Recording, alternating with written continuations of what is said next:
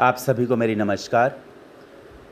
दोस्तों, आज एक चार्ट मेरे पास आया था जिसमें ये पूछा गया था कि विवाह को 3 वर्ष हो गए हैं लेकिन संतान नहीं हुई है, तो प्रेगनेंसी जो है वो कब तक हो सकती है। 3 अक्टूबर 1992 6:50 सुबह शहडोल मध्य प्रदेश का जन्म है। तो आइए ज़रा इस चार्ट को हम देखें।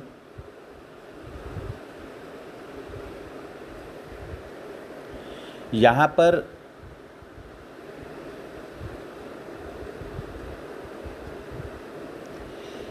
कुंडली में यदि पंचम भाव का उपनक्षत्र स्वामी 2, 5, 11 भावों का कार्येश हो। देखिए 2, 5, 11 भाव, दूसरा भाव होता है परिवार का, 5वां भाव होता है संतान का, 11वां भाव होता है लाभ का यानी कि इच्छा पूर्ति का। तो पंचम भाव जो होता है ये गर्भ का होता है। यदि कुंडली में पंचम भाव में जो राशि होती है यदि वो बांझ राशि हो, बांझ राशि यानी कि बंजर राशि, जिसे हम मेष, मिथुन, सिंह और कन्या को बंजर राशि मानते हैं, या पंचम भाव का उपनक्षत्र स्वामी यदि मेष, मिथुन, सिंह और कन्या राशि से जुड़ा हुआ हो तो भी वो बांझ राशि से संबंध बनाता है। तो यदि इन राशियों से संबंध बनाएं, साथ ही पहला भाव जो कि परिवार का व्यय भाव है, चौथा भाव जो कि संतान का व्यय भाव है, दशम भाव जो कि लाभ का व्यय भाव है, तो फिर संतान ना होना, यदि हो भी जाए तो उसका सुख ना मिलना। इसके अलावा गर्भ काल के दौरान यदि पृथक स्वभाव के ग्रह शनि, राहु, सूर्य के साथ यदि 1, 4, 6, 8, 10, 12, अब देखिए 1, 4, 6, 8, 10, 12 जिसमें से पहला भाव परिवार का व्यय, चौथा भाव संतान का व्यय, दशम भाव जो है लाभ का व्यय, छठा, 8वां, 12वां जो कि किसी ना किसी प्रकार से रोग को दर्शाता है, तो फिर गर्भपात के योग होते हैं। इसके अलावा यदि मंगल और केतु का संबंध बने तब भी मिसकैरेज होने के चांसेस होते हैं।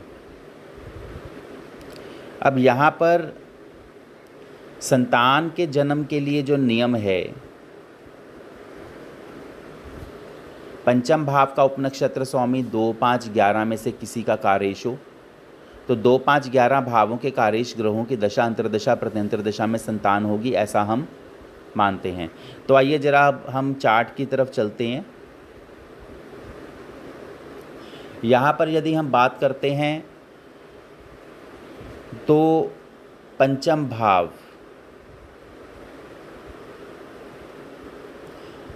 भाव का उपनक्षत्र स्वामी जो है वो है शनि है। तो क्या शनि शनि जो है क्या वो संतान के भावों को दर्शा रहा है? यदि हम देखते हैं तो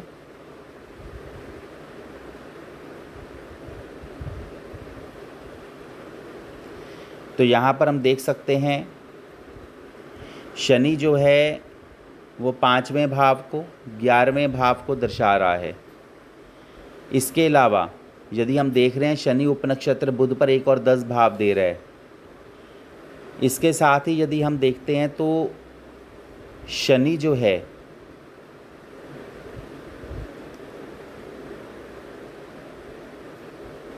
नक्षत्र पर कहीं पर नहीं आ रहा, इसका मतलब शनि क्या है, वो अनटेनेंटेड है।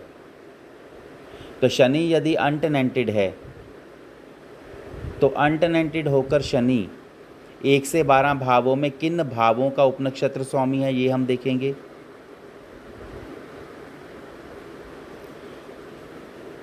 तो शनि जो है 1 से 12 भावों में, एक तो देखिए 5वें भाव का,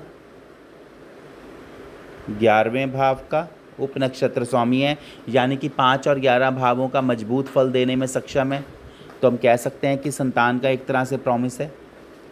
तो अब हम जरा दशा की तरफ भी नज़र डाल लें।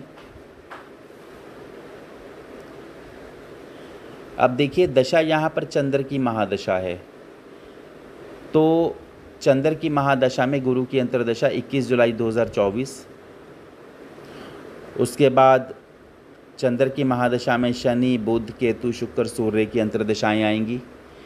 तो यहाँ पर ये पूछा गया था कि कंसीव करने के लिए कौन सा पीरियड, तो यानी कि 2, 5, 11 भावों के कारेश ग्रहों को देखेंगे क्योंकि प्रॉमिस मिल चुका है।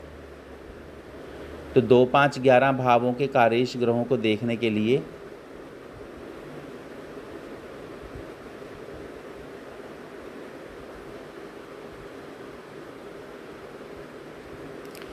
अब यहाँ पर देखिए 2, 5, 11 भावों के जो कारेश हैं इनको देख लेते हैं। दूसरे भाव के कारेश इकलौता शुक्र है, 5वें भाव का इकलौता शनि है, 11वें भाव का सूर्य शनि चंद्र हैं। तो चंद्र की तो महादशा चल रही है, तो 2, 5, 11 के कारेश शुक्र, सूर्य, शनि, चंद्र, शुक्र, शनि, सूर्य, चंद्र।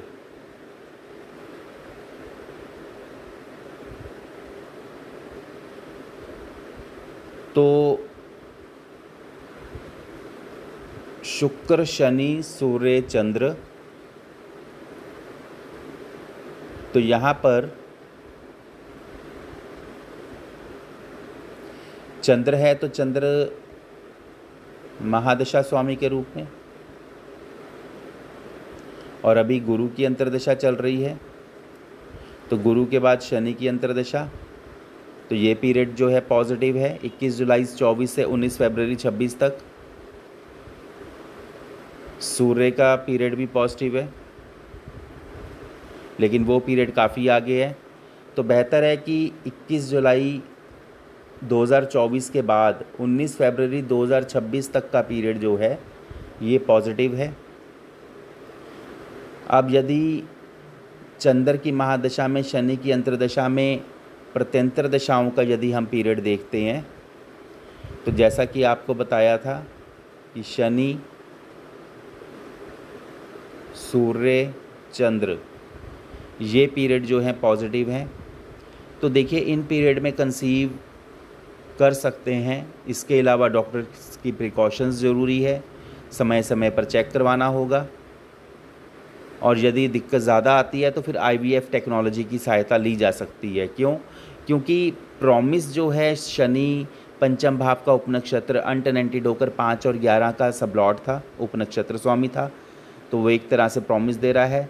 और दशा स्वामी क्योंकि 2, 5, 11 भावों के कारेश ग्रह हमने जो लिए हैं उसके अकॉर्डिंगली ये ग्रीन सिग्नल दे रहे हैं जो पीरियड। तो इसमें प्रिकॉशंस ली जा सकती है, कंसीव करने के लिए जो भी है किया जा सकता है। उसके अलावा डॉक्टर्स की सहायता या IVF टेक्नोलॉजी की सहायता ली जा सकती है, तो संतान होने के चांसेस है। तो इस प्रकार से आप इस उदाहरण को समझ सकते हैं। धन्यवाद।